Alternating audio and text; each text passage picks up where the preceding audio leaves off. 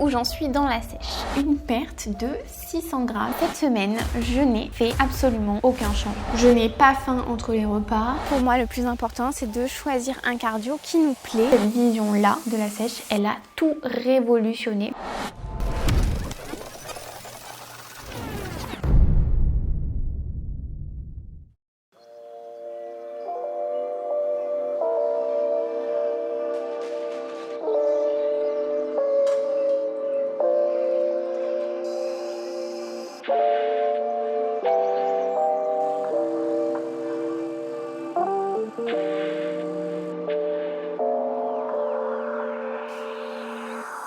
Salut et bienvenue dans ce 4e épisode de la série sur ma sèche. Je commence ma 4e semaine, ça y est, ça fait presque un mois, c'est fou. Et ce que je peux vous dire, c'est que ça se complique déjà. Et il fallait bien que ça arrive. En fait, au niveau de mon poids, la 2e semaine, j'étais à 66 kg. La 3e semaine, j'étais aussi à 66 kg. Pas de perte de poids, je stagne. Bon, c'est pas grave, je vais quand même vous expliquer parce qu'il va falloir faire quelques petites modifications sur cette 4e semaine pour relancer la perte de poids. Et c'est justement ce que je vais vous partager aujourd'hui. Je bois énormément de café en ce moment, c'est un truc de fou. C'est depuis que j'ai cette nouvelle machine. Franchement, vous aviez raison, je suis devenue complètement accro. Là, j'ai tenté de me faire un mini café au lait avec une petite mousse trop mignonne. Franchement, j'aime bien. D'ailleurs, vous êtes nombreux à me demander quel grain de café j'adore. J'en ai testé beaucoup. J'ai gardé le paquet de celui que pour l'instant j'ai préféré. Mais là, ce qu'on fait avec Alan, c'est qu'on s'est pris des coffrets avec plein de cafés différents pour tout goûter et puis choisir le café qu'on préfère chacun. Moi, pour l'instant, mon préféré,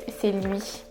Le café Lunga, Cerrado Minero, et il y a marqué dessus qu'il y a un petit goût de chocolat et franchement c'est vrai, il y a un petit goût, un arrière-goût de chocolat et voilà, je trouve que c'est un trop bon café. Si vous aimez le café un peu doux, un peu voilà, pas trop amer, bah franchement il est trop bon. Enfin bref, dans ce nouvel épisode, j'ai prévu de vous partager plein de petites choses. Déjà vous expliquer comment je vais m'y prendre pour relancer ma perte de poids, mais aussi je vais vous partager quelques petites recettes parce que je crois que vous adorez ça. Ensuite je vais vous expliquer comment je gère ma diète au quotidien parce que vous m'avez posé énormément de questions là-dessus pour savoir comment je m'y prends. Du coup, je vais vous expliquer. Et voilà, et puis vous partager plein de petits trucs de ce que je fais en ce moment. J'espère que ce nouvel épisode va vous plaire. N'hésitez pas à liker la vidéo pour me soutenir et puis en plus, ça me fait énormément plaisir. Et puis, n'oubliez pas de vous abonner pour suivre cette série jusqu'au bout, histoire qu'on se motive tous ensemble. Moi, je vais continuer de vous partager tous les dimanches dans chaque épisode vraiment toute ma sèche. J'essaye de vous partager un maximum de choses comme si vous étiez avec moi dans ce nouveau défi de sèche. Et d'ailleurs, j'en profite si jamais vous voulez que j'aborde un sujet en particulier, un thème ou que je vous partage un truc en particulier dans cette série sur ma sèche, n'hésitez pas à me le proposer en commentaire et puis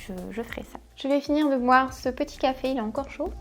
Et puis ensuite, on va aller s'entraîner parce que là, pour vous situer, il est 10h. J'essaye absolument de m'entraîner le matin parce que je préfère. C'est mieux pour l'énergie, la fatigue et tout. Et la motivation. Donc je vais aller faire ça maintenant parce que sinon je vais repousser à ce soir et c'est pas bon. On va y aller tout de suite. Au programme aujourd'hui, cette séance fessiers. Et d'ailleurs, j'ai fait quelques petits changements au niveau de mes séances d'entraînement et tout ça. Donc je vais vous expliquer. C'est parti pour la séance. Aujourd'hui, je fais séance hip thrust. J'ai un peu changé, j'ai un peu revu mon programme parce que je vous avoue que c'est un petit peu compliqué en ce moment les entraînements. Du coup, ce que j'ai fait, parce que je voulais absolument garder de l'intensité, donc maintenir les charges parce que c'est très important et encore plus en sèche. J'ai pas touché les charges, mais j'ai baissé le volume d'entraînement, donc j'ai baissé en fait le nombre de répétitions sur mes exercices principaux, les exercices que je fais en premier dans mes séances. Donc là, par exemple, le hip thrust. Pour vous donner un exemple concret, le hip thrust, ce que je fais, moi, c'est que je fais une pyramide. Donc je fais pas 4 séries avec les mêmes charges, les mêmes répétitions. Je fais 15 répétitions. Ensuite, la série d'après, je fais 10 répétitions, mais j'augmente la charge. Pareil, 5 répétitions et j'augmente encore plus la charge. Et ma dernière série, je fais 20 répétitions, mais je baisse la charge. Donc ça, c'est ce que je faisais avant. J'ai diminué du coup le volume. J'ai maintenu par contre exactement les mêmes charges. Et je fais 10, 6, 3, 15. Voilà, pour vous donner un petit exemple concret. C'est vrai que là, il fallait vraiment que je fasse quelque chose parce que tous les entraînements devenaient très durs. Je pense que ça va le faire comme ça. Et puis de toute façon, je vous tiens au courant dans les prochains épisodes, vous saurez tout. Je vais vous montrer un petit peu du coup ce que je fais sur le hip thrust.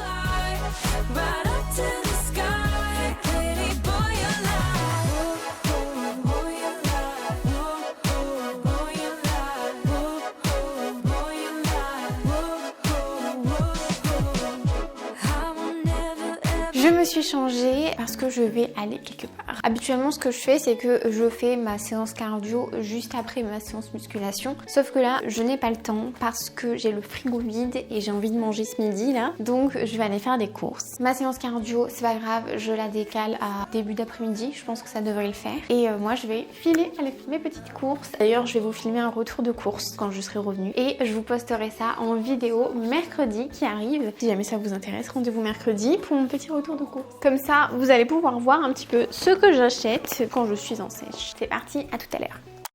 C'est l'heure du repas de midi. Pour ce midi, je vous avais prévenu, je vais faire une recette que j'adore. C'est les huevos rancheros.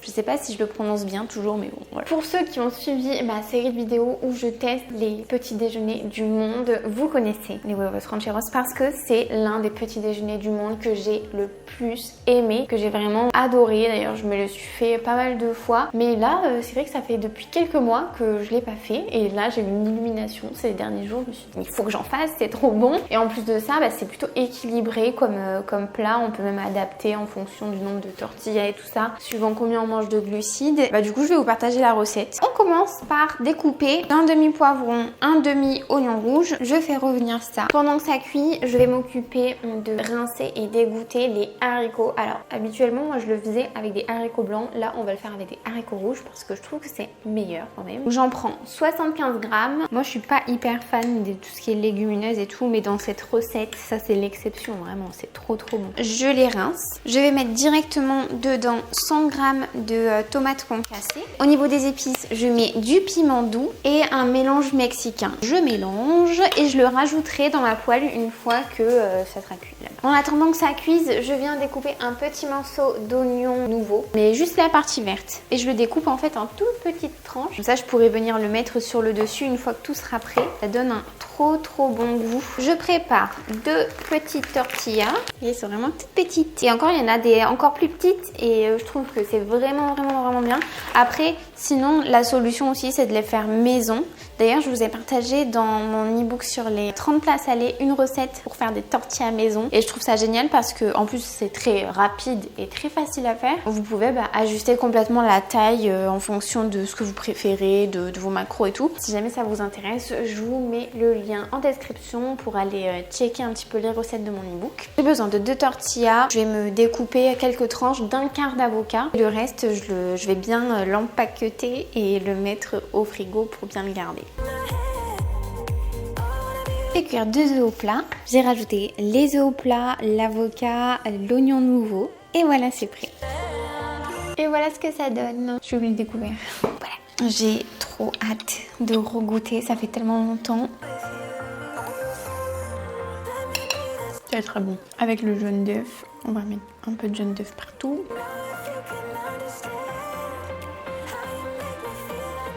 Délicieux. Dites-moi si jamais vous avez déjà goûté ce que vous en pensez parce que c'est un de mes repas favoris. Je vais vous afficher les macros pour mon assiette. Donc moi j'en ai 2. J'ai 2 tortillas, 2 œufs, enfin voilà. Je vous affiche les macros juste ici. En tout cas moi ça me donne trop envie d'aller en vacances au Mexique juste pour manger les recettes de là-bas parce que j'adore la cuisine mexicaine. J'adore aussi la cuisine japonaise, donc j'aimerais bien aller au Japon. Je fais Mexique-Japon. Ça serait trop cool, un tour du monde en découvrant toutes les cuisines du monde, ça serait génial. Si un jour je fais ça, je sais pas comment ça peut arriver, mais si un jour je fais ça, je vous emmène avec moi. Dans une de mes dernières vidéos, je vous expliquais que dans une sèche, pour moi, c'est vraiment important de manger beaucoup de légumes. Ça a plein d'avantages, surtout en sèche. Et je vous expliquais aussi que moi, avant, je ne mangeais aucun légume à part si j'en mangeais 3. Je mangeais des haricots verts, des carottes et des petits pois. Voilà, c'est tout. Sinon, le reste, je détestais ça et j'en mangeais jamais. Eh bien, il y a une technique qui m'a fait aimer tous les légumes, sauf une ou 2 exceptions. Allez, mais franchement, ça m'a fait redécouvrir les légumes. Et vous avez été nombreux à me demander de partager cette technique, surtout pour vos enfants. Parce que si vous avez des enfants comme moi j'étais, bon courage. Et en fait, cette technique, elle s'appelle la technique du légume de la semaine. Et pour tout vous dire, en fait, c'est Alan qui a appliqué cette technique sur moi. Et ça consiste en quoi? Eh bien, vous faites choisir à la personne qui n'aime pas les légumes un légume. Vous faites choisir aux courses. Moi, je vous conseille de le faire choisir un légume frais parce que je trouve que c'est meilleur quand même les légumes frais. Donc moi, par exemple, je crois que le premier légume que j'avais choisi, c'était courgette. courgettes ou aubergines. Et en fait la personne elle va le cuisiner avec un truc que la personne adore. Donc moi par exemple c'était cuisiner l'aubergine avec du fromage par exemple. Parce que le fromage j'adorais ça, particulièrement le chèvre qui a un bon goût assez fort, assez dominant en plus. Donc pour le coup Alan m'avait cuisiné des aubergines avec du chèvre au four, je me rappelle. Après d'ailleurs il m'avait fait des lasagnes avec des aubergines dedans. Moi ce qui s'est passé dans ma tête, c'est assez bizarre mais c'est comme si on se réconcilie avec le légume parce que déjà on le choisit nous-mêmes, c'est pas quelqu'un qui nous l'impose et ça c'est quand même important je trouve parce que moi je détestais quand on me forçait à manger les trucs que j'aimais pas. Ça a amplifié le fait que je n'aimais pas l'aliment. Plus au fait que je le mange avec quelque chose que j'adore, bah, il se passe un truc qui fait que c'est comme si je les ai redécouverts et donc appréciés après. En plus il faut dire que les légumes en eux-mêmes en général ils n'ont pas un goût très très fort, ils ont un goût plutôt neutre. Donc si on les cuisine avec quelque chose que la personne aime, vraiment il y a de grandes chances que tout le monde puisse aimer les légumes. Il faut juste parfois débloquer ce blocage là que moi j'avais par exemple et qui a pu être débloqué grâce aux chèvres par exemple. Voilà un peu pour la technique. N'hésitez pas à me dire si jamais vous la tentez, si ça marche ou pas, mais moi en tout cas ça a complètement changé toute ma vie. C'est vraiment un allié très très important dans ma diète, dans mon alimentation. Donc voilà pour ma petite astuce. J'ai fini de manger ça et ensuite je vais me mettre à travailler un petit peu parce qu'il faut travailler. J'ai du montage à faire et quelques petits mails à répondre et tout ça. Donc je finis et je vous reprends juste après.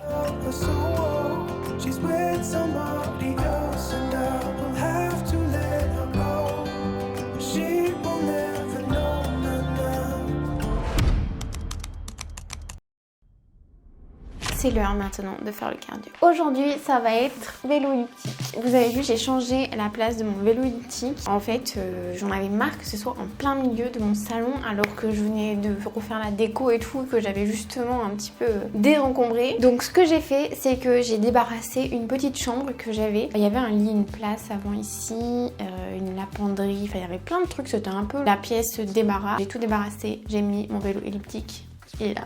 Voilà, maintenant c'est la pièce vélo elliptique plus ma petite penderie là-bas qu'il faudrait que je change parce que clairement ça fait pas très très très joli. Ah mais on verra ça plus tard. Déjà je suis contente d'avoir mon vélo elliptique. On va faire ça tout de suite pour vous parler un peu de l'évolution, de où j'en suis en termes de cardio. Je n'ai rien changé cette semaine, je suis toujours à 20 minutes de cardio tous les jours. Oula. Donc voilà, ça change pas. Et d'ailleurs j'en profite, je me suis fait une petite coloration ici, à partir de là. J'ai utilisé une coloration assez douce, végétale, pour en fait cacher. Vous savez, j'ai toujours une démarcation ici. C'est une ancienne décoloration que j'avais fait et je laisse pousser. J'ai pas envie de couper parce que vu que c'est décoloré, c'est un peu plus abîmé que le reste. Mais voilà, j'en avais un peu marre de voir cette démarcation et je trouve, vous me direz ce que vous en pensez en commentaire, mais je trouve que c'est pas mal, ça fond un petit peu plus même si on voit encore un peu que c'est plus clair ici. Voilà, j'ai coupé les pointes très légèrement et puis voilà. On est reparti sur une base plutôt bien pour pousser encore plus. C'était le petit point cheveux. C'est parti, on va faire les 20 minutes de cardio. Je vais me mettre une petite série. Donc ça tombe bien parce que 20 minutes c'est pile le temps d'un épisode. C'est un peu court donc je pourrais monter un peu plus. Ok, si vous avez suivi ma première sèche, j'avais une stratégie complètement différente. Ma stratégie en fait c'était d'augmenter d'abord le cardio en priorité et la diète dans un second temps. Et là pour cette fois-ci, je fais pas du tout ça parce que le cardio c'est pas un truc dont je suis fan, faut le dire, même si voilà ça me dérange pas de faire 20 minutes ou une série ou quoi. Et en plus de ça, je manque de temps, clairement. Donc voilà, donc je préfère pour cette sèche ajuster d'abord la diète dans un premier temps. Et puis ensuite, si jamais c'est nécessaire, on augmentera le cardio. Mais pour l'instant, non. Allez, on est parti, 20 minutes. C'est l'heure, allez goûter. Pour mon goûter, je vais me faire un truc ultra simple et rapide. Je vais me faire en fait une espèce de verrine à base de fruits, de fromage blanc, muesli et d'un peu de noix de cajou. Voilà. Donc déjà, je vais commencer par mettre 100 g de fromage blanc 0% parce que je n'ai pas trouvé de ski. Je me suis rabattue là-dessus. C'est pas grave, ça change un petit peu. Pour apporter un petit peu de protéines, je vais mettre dedans 15 g de whey nature. Donc je vais bien le mélanger. Pour l'aromatiser un petit peu, je vais mettre du Flav Drop à la fraise. Ça c'est prêt. Ensuite, on va juste venir découper des petites fraises. On passe au dressage. Je mets au fond les petites fraises que j'ai coupées en petits morceaux. Ensuite, je viens mettre un peu de fromage blanc. Je vais essayer de faire une petite présentation là en mettant les fraises sur la paroi. Donc là, j'ai pris ce granola que j'ai trouvé à Lidl. C'est un granola aux fruits. C'est la première fois que je vois celui-ci. D'habitude, je prends celui chocolat framboise qui est délicieux d'ailleurs. On va tester. J'en ai pris 30 grammes. Je vais juste en mettre la moitié maintenant. Ensuite, j'ai pris 2 noix de cajou. Pareil, je mets la moitié. Je remets du fromage blanc, le reste de granola, des noix de cajou, de petites fraises. Et voilà, petite verrine. C'est un peu plutôt une jarre, on peut dire ça. Pendant que je mange mon petit goûter, je vais vous parler de l'évolution de ma diète parce qu'il y a pas mal de choses à dire. D'abord, on va manger. Délicieux. Le granola est hyper bon. Il y a des petites pommes, des fruits rouges séchés et tout. Ça se marie trop bien avec le fromage blanc, le noix de cajou et la fraise. Donc ma diète. J'ai diminué ma diète de 100 calories. Donc je suis passée de 1900 calories à 1800 calories. Je vais vous afficher ma répartition des macros, du coup qui a un petit peu changé.